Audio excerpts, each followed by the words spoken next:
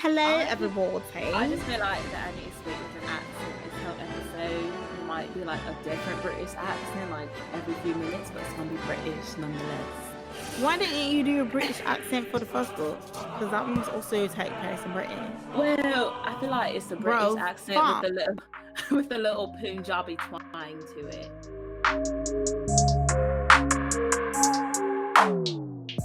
Hello everyone, it's Nikea, And Jazmine. and this is Black Black Girl girl lit. Lit. We were over in the pond in the last episode. Yeah, So, but now we're in over the pond with a black girl. Okay, now I feel like I can use okay. my accent and stuff like that. All Okay. right, everybody. If you can't tell, oh god, I can't do it for too long. I get excited and I Right. can't I keep can't I it. can only do it when I'm drunk, and I'm not drunk Right. enough yet to get, so let me take some more swigs of my bottle. Ooh, Jesus, that was good. All right, y'all. We are back with episode 4 of Black Girl Lit the podcast. Yay! We're a podcast, guys. We are back with my pick, which is Queenie by Candice Carty-Williams. And I picked this book because of the cover. Y'all can't see it, but it is a cover of a black woman with braids up in a top knot. And I was like, yes, That's we have every to black read girl. That's every black girl. it. Right. And Jazz should be proud of me because this is an adult novel. It is not YA. I thought it was going to be YA, but it's not. I'm No, very it's proud of her for selecting an adult book. right. She's coming into her age. It's far from YA. Oh, all right. So we're going to get into our first segment, which is about the author. Candice Carty-Williams is an author, book marketer, and sometime journalist based in South London. Born in 1989, the result of an affair between a Jamaican cab driver and a Jamaican Indian dyslexic receptionist, Candice worked in the media before moving into publishing aged 23. In 2016, Candice created and launched The Guardian and Fourth Estate BAME Short Story Prize before moving to Vintage Books. And a little factoid about Candice from her bio says that she can only write at night. Interesting. Yeah. And she's younger than me. On to our next segment where Jazmine will flourish and thrive is the book synopsis.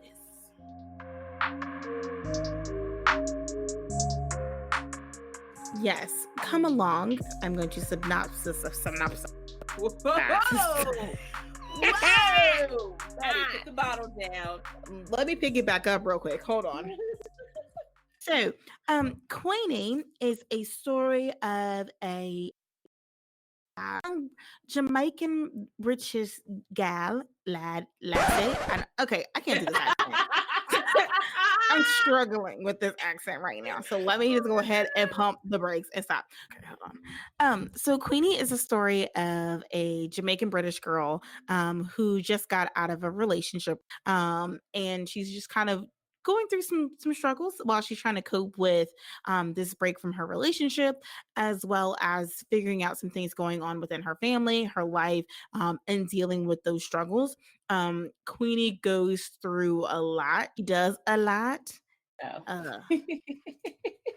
And Judgment free zone.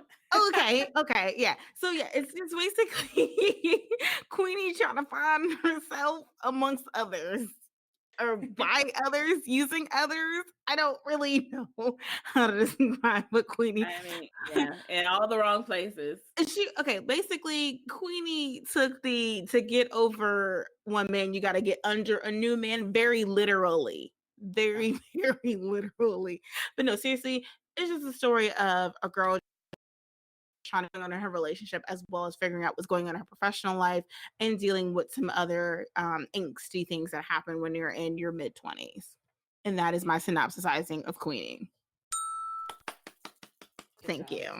We made it through the technical difficulties. Oh gosh, I know. And that is going to segue us into our reactions.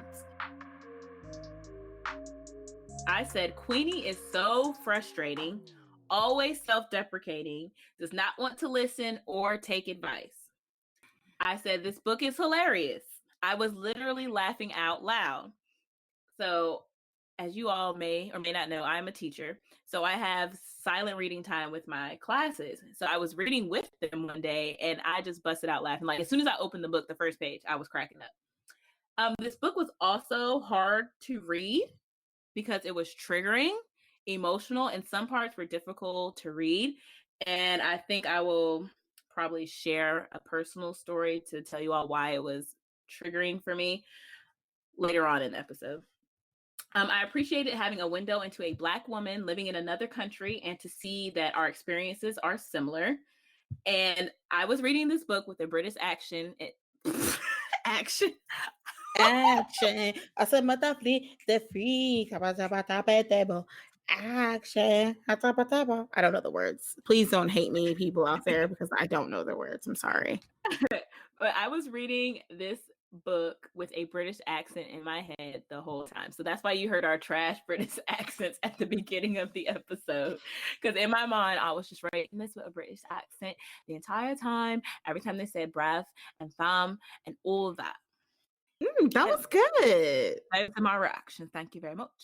That was good. Okay, girl. Okay, so again, as y'all may know or may not know, my reactions literally are just my thoughts when I'm reading the book. I just capture them in the moment, and that's what I go with. A capture. All right, so first reaction. So Aunt Maggie is right. Gemini men are complete trash. And I say that from personal My dad is a wonderful Gemini man. Okay, your dad may be the only one.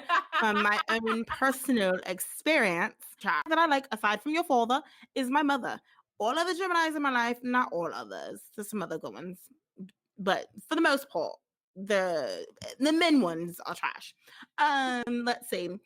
Queenie, she needs to get over Tom. I put that he was absolute trash.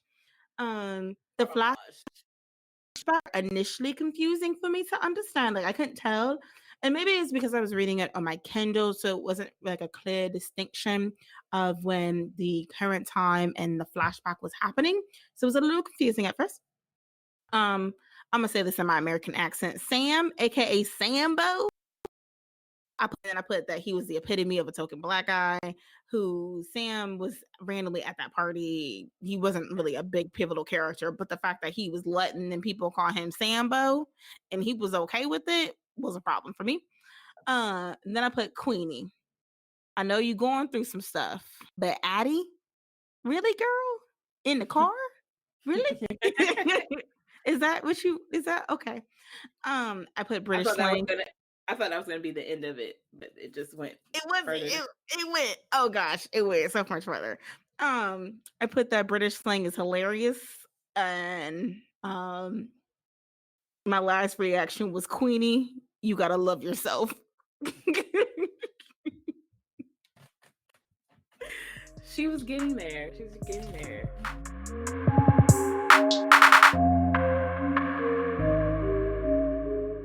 So what were your major scenes and topics? All right.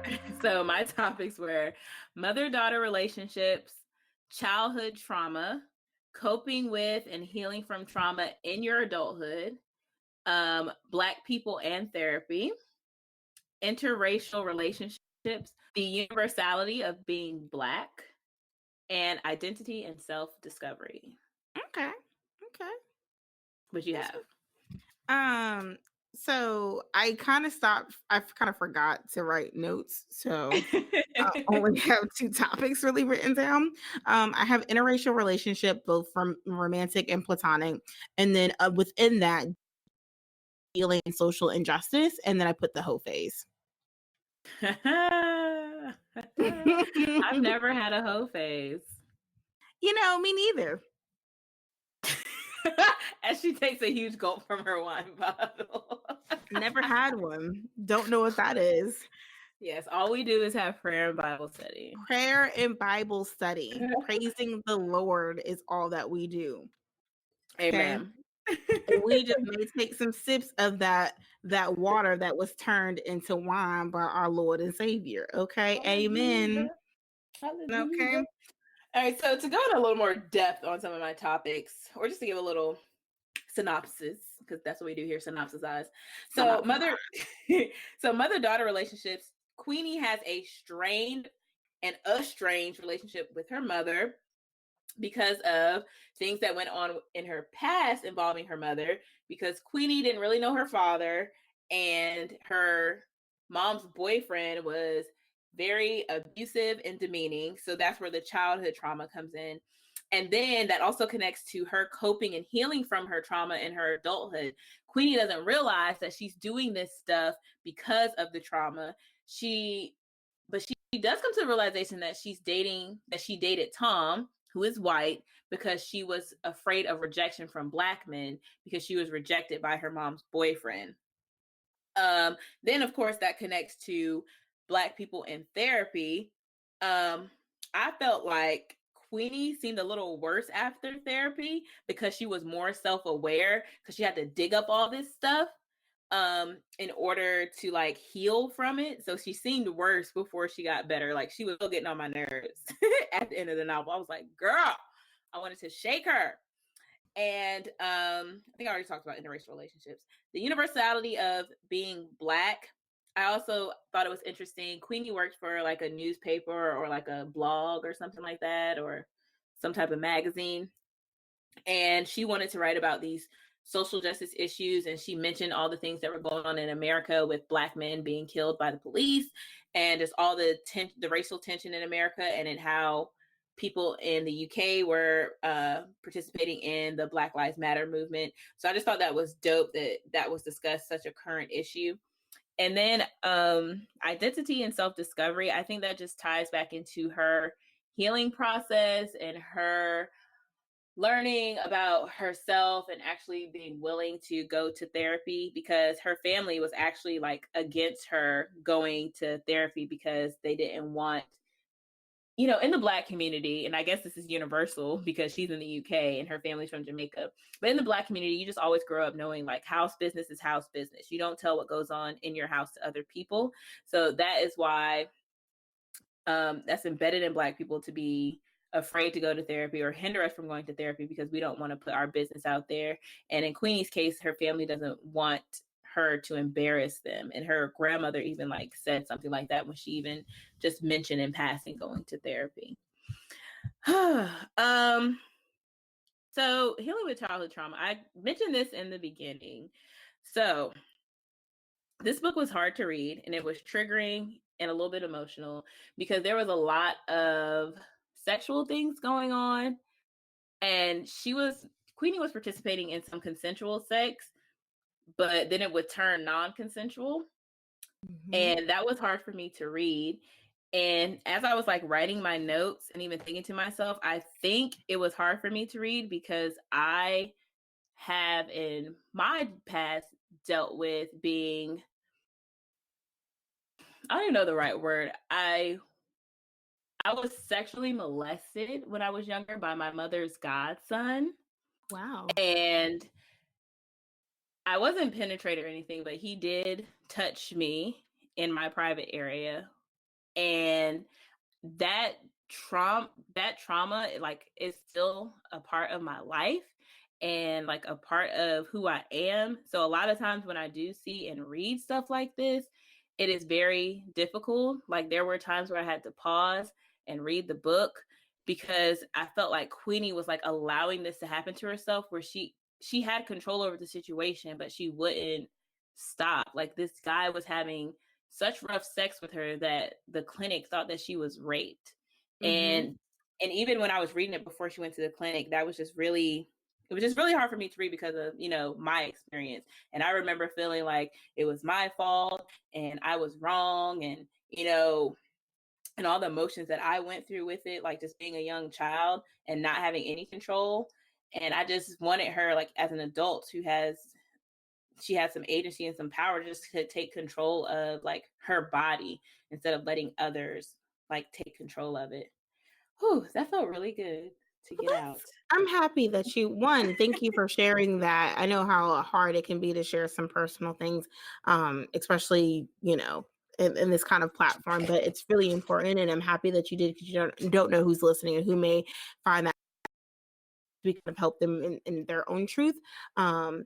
But I'm thank you for sharing that. That's some deep shit. That's some real deep shit, cuz. Yeah. I don't even know where to go from there. Okay, let's Sorry, I see. know I was talking for like forever, but No, I'm it's just okay. There was a lot to unpack there. So, like to me when you were talking about the topics was about therapy and Black people. And yeah. this is a moment where I share a little bit of my truth. So I started going to therapy 2 weeks ago. I had my first session.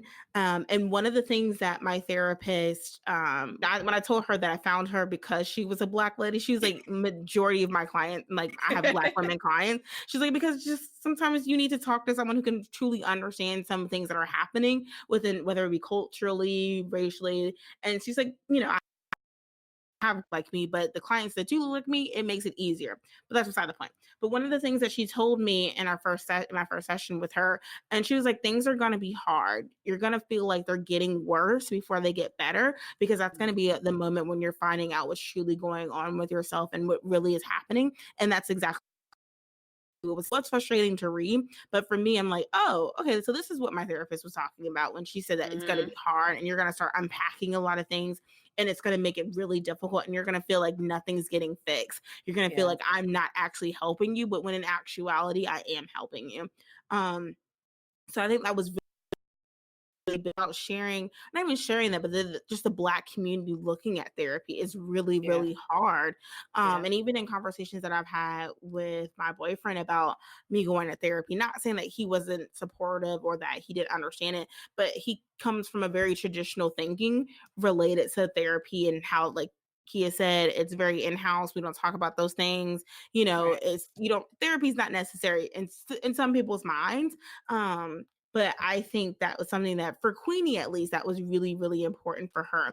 And I think the moment when I realized that I knew that now I made a joke earlier about the whole phase. Sometimes you got to screw who you got to screw.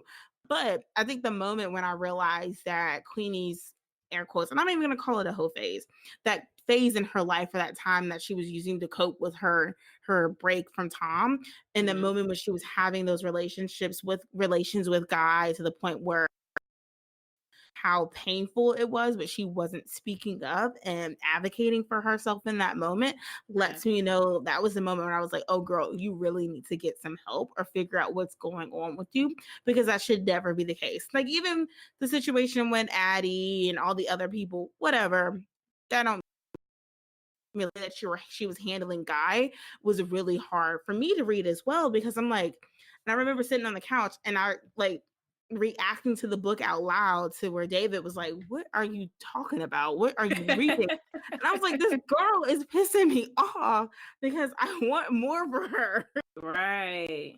And it just seemed like she didn't want it for herself. And that's also something where you have to realize when you're trying to on the outside looking in for your friends or people that you know who are going through things, you have to be there and be supportive for them as much as possible. But you also have to understand that they're going to take that path and that journey themselves.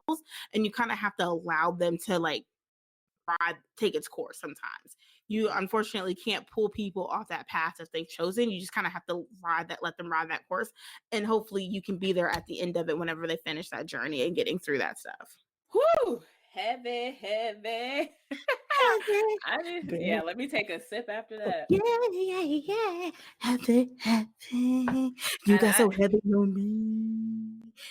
Thank you, Dream Girl. And I just want to say I'm very proud of Jazz going to therapy. I remember when she mentioned it to me and she told me she was going. I was just like super excited. I was like, yes, Black girl going to therapy. I've never been. I need to go. Once I get on my husband's insurance, I will. I like that drop. My husband drop. Okay. Look at that name drop. Okay. But no, on some real, like, for me, I've known for quite some time that I needed to go to therapy. Like, I've known because there's a lot of like Kia said, family trauma that I unpacked with my therapist in the first session. Again, I have only been to therapy once, and I've already told this lady so much of my life, and our session was only an hour. It hits you. I think it was very cathartic for me, and I definitely think that people should embrace that opportunity. Definitely take some time to find therapists for you. This is not a PSA about therapy. This is about the book, but still, do what is best for your own self-care. Care of nobody else unless you take care of yourself. That's why they tell you to put your mask on first before you try to put somebody else's mask on the airplane. Okay. But anyways, back to the book. All right, so we did our topic. So I have like 3 major scenes, but I have a lot of quotes, and I just feel like they all tie into the major scenes. I don't even know if we'll get to everything, but a major scene that I have is Queenie going to Tom's house towards the end of their break and asking him what's up, and then she knocks on the door, and a little white chick shows up, and Tom is like, "Oh, I thought you would have realized that I was breaking up with you." And she was like, "What?"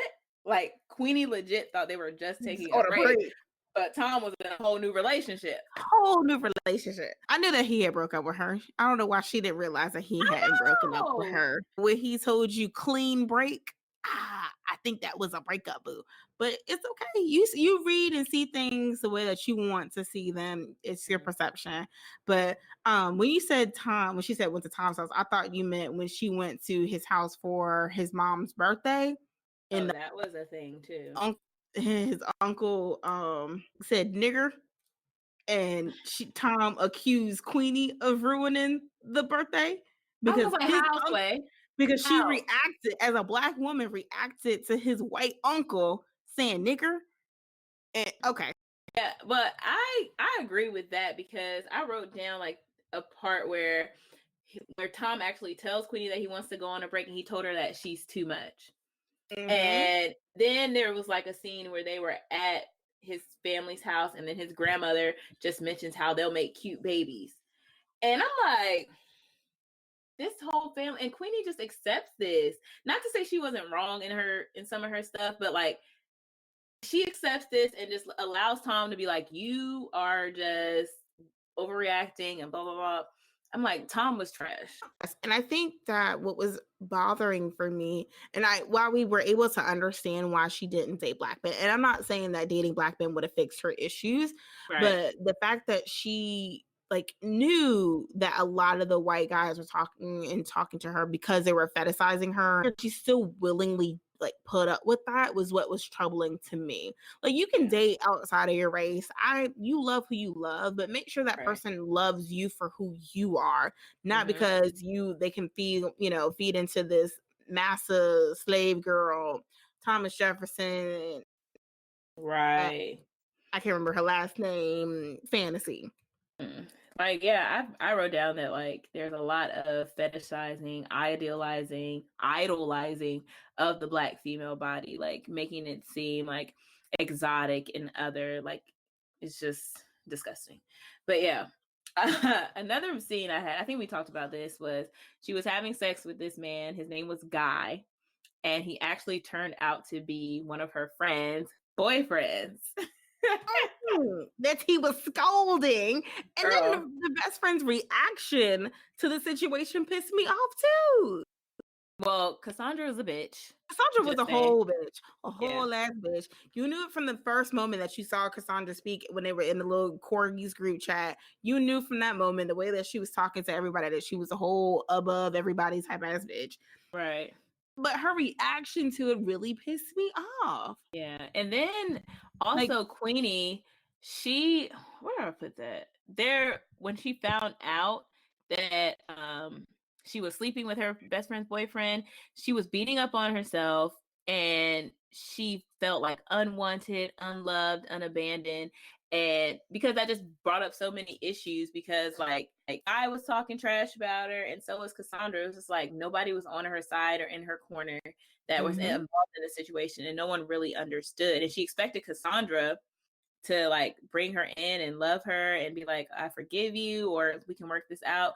But she just kicked Queenie while she was down and didn't even try to reconcile with her. And I think another layer of it was Cassandra. It was for Queenie. It was another person that she had love for, choosing a man over her, like her mother did.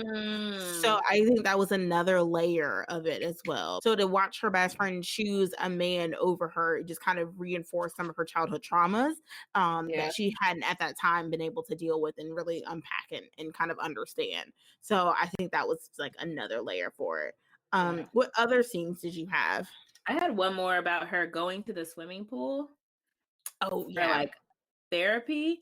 And a lot of times in literature, water represents like rebirth and newness. And I feel like this was a rebirth experience for Queenie, even though she wasn't able to fully enjoy the experience because of this asshole kid and this asshole parent. Like, the kid did something to Queenie and Queenie addressed it, and the parent was acting like Queenie did something wrong. And I'm like, The hold parent up. was white, just to throw that out there. Right. And Queenie was like, "Are you going to say something to your child?" I think the child like pulled her hair or something.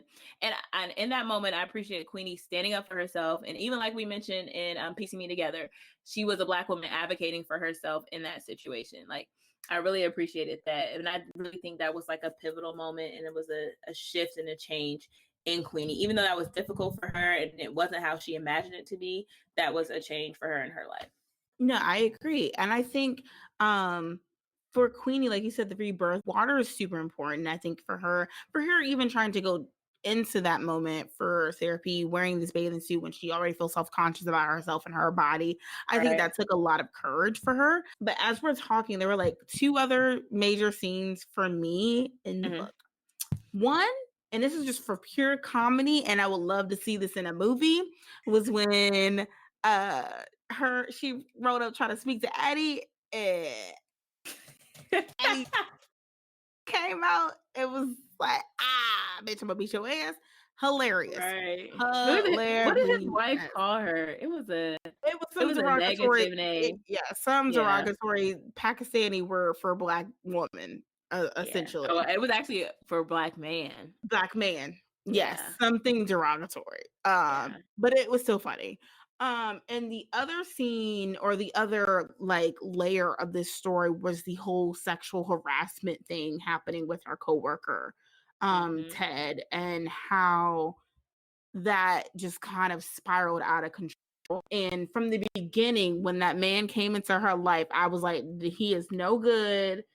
Stay away from him. See, I thought he was good. I thought he was good. He was creepy. The way he kept popping up at her desk, he kept popping up everywhere. I was like, no, this man creepy. He a creep. Don't hang out. Prove me right. So no, tweed glasses. You got to go, Mr. I thought Tweed. He was gonna be a good guy. I was so upset when that happened. I was like, no. Yeah, I know we mentioned a lot that Queenie was frustrated, and I keep looking at this quote that I have. Like on page 164, you see Queenie writing all these New Year's resolutions. She wrote like 15 goals. So many goals.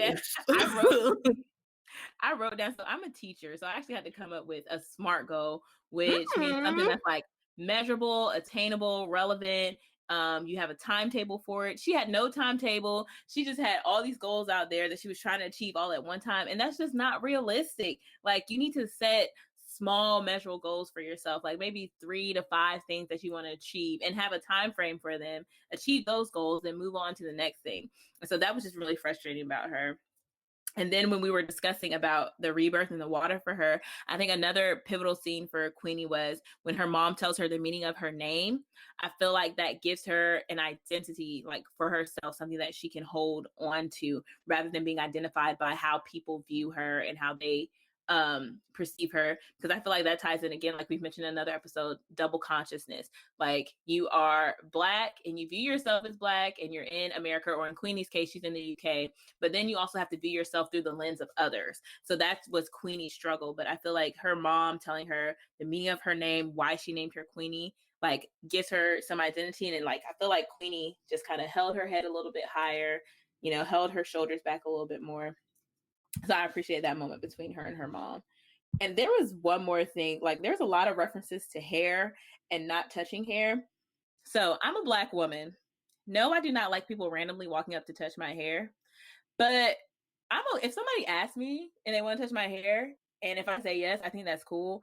But like, Queenie was really obsessed with people not touching her hair. Like, it was like, okay, I thought it was just me. I was like, okay, I understand the don't touch my hair. I understand, but I don't know. Like, I feel like that tied into something, but it was never like really discussed. Like, did she have some experience with her hair being touched? And was she violated in some way that involved her hair? Like, and I feel like she wasn't even giving people the opportunity. Like, some people really don't understand Black hair and they just really want to know.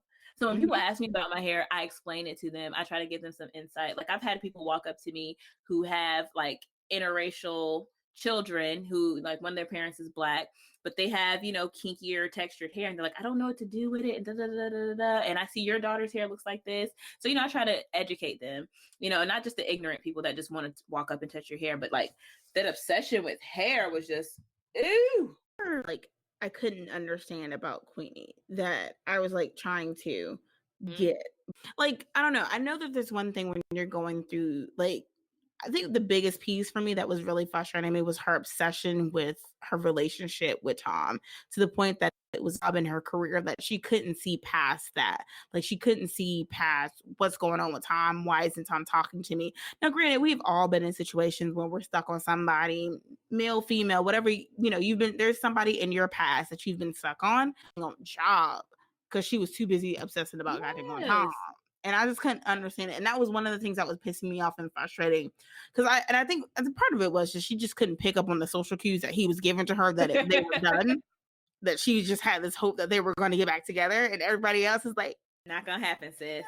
Nah. But one person that we haven't talked about yet, and I'm just going to mention this just because I liked her character, and I should have put this in my reaction. Her best friend, Chesky? Yes, Chesky. She was dope. Okay. Yeah, bro. Femme, KMT. She was lit. I loved her so much. I want to hang out with her. By the way, why do they say kissing my teeth? You're just sucking your teeth. Like, I was trying to kiss my teeth, like, but it's actually a thing because Jackie Ina, this YouTuber I follow, her fiance he's Black, but he grew up in the UK. So she like posted a video about kissing your teeth. She's like, babe, teach me how to kiss my teeth.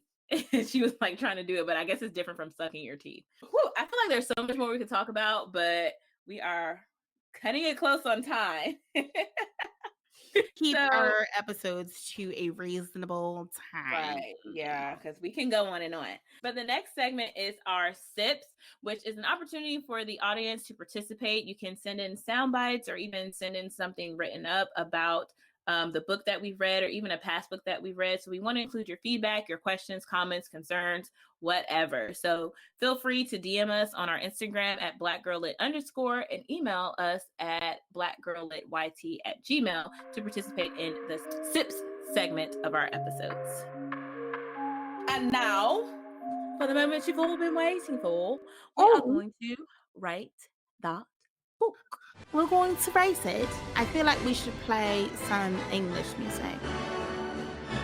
So, Jess, go ahead and tell them our rating system. Oh, yes. Actually, I'm going to tell you guys the rating system and using the guide that I posted on our Instagram. So if you have any questions, if you're ever wondering, what exactly is the rating system? Okay, I suck at this accent, so let me just stop. So if you're ever wondering, drunk enough yet. I'm not drunk enough. Even though this bottle's almost gone, I'm not drunk enough. Our rating system is, you can definitely find it. It's listed in our highlights on our Instagram page, which is blackgirllit_. So we have sober, which is an adjective to mean to be trash, an unfortunate waste of time, lacking of any and all elements of litness, which is also an adjective, to feel somewhat good.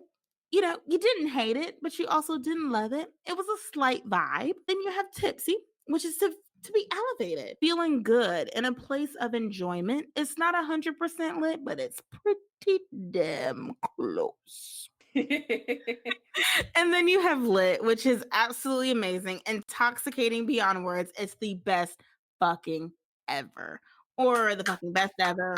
Either one. You loved it. It was great. You the fucking best. This book was lit. And it's lit for several reasons. I appreciate that we have an experience of a Black woman in another country. I appreciate that she also comes from a family that's from another culture, from Jamaica. So she's grappling with this like identity of these two cultures. She's also dealing with these issues, childhood trauma, going to therapy. That's really dope. And I appreciate that the story did not end up in a perfect bow. Like, Queenie's not all perfect. Everything's just not all clean, but she's on the road to getting better. So if there is a sequel or like a follow-up to this, I would definitely read it because this book is just, it's good. There's so much more than what we discussed in this book that I have like on my notes, but just know it was lit. Please go read it. So for me, I'm going to rate this book also a lit. So Look at us agreeing on stuff. I know. What was the reason? I have to hear that today. I'm excited. No, but for me, I think the biggest piece was that it was slightly realistic. For me, there were some pieces of it that looked like, hey, that's my life or has been my life. Not saying to the extent that Queenie did, but there have definitely been some points in my life where I equated my self-worth to my body and how I used it.